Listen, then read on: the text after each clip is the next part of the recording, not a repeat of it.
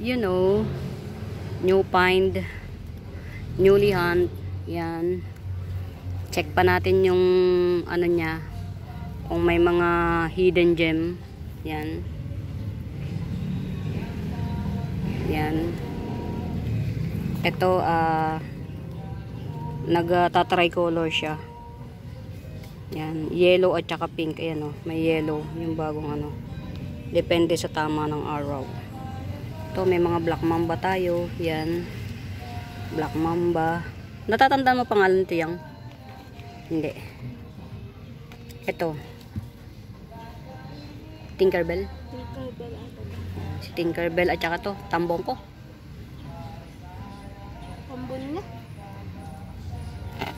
Ito, yeah. Ito, makapalang dahon ito mga mima. Yan. Bagong hunt ko. Yan. Yung mami ko nito, binenta ko na. Kasi, yan. Nakabili ng panibago. Yan, ito, si Tinkerbell. Yung nag-overlap siya. Tinkerbell, dalawang Tinkerbell. May laman yun. Ito si Doble Cara. Tsaka si Lance Wharton. Yan.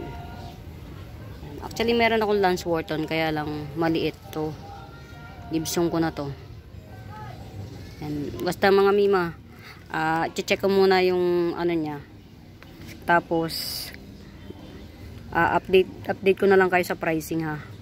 I-ano pa natin kung may mapapakinabangan tayo syempre. Para ma-pro pa yung iba. Yan. Tingnan ko muna yung root system niya ha. Yan. I-update ko kaya after kung maano. Yan. For now, pasilip lang sa bagong hunt na caladiums yan.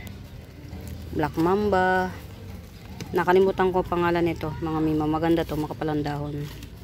Yan, may yellow siya, may pa-yellow variegation. Tapos nagpi-pink daw to. Tapos ito si Tinkerbell. Watermelon. 3 pots yung watermelon ko. Tinkerbell pa rin to. Si Lance Wharton, yan. Tsaka si Doble Cara na kaiba yung pagka-doble cara niya. Yan. Kaiba yung variegation niya. Yan. Mutation pala. Yan, for now, bye-bye muna. Wala muna tayong pricing mga mima. Pasilip lang sa bagong hunt na caladium. Bye!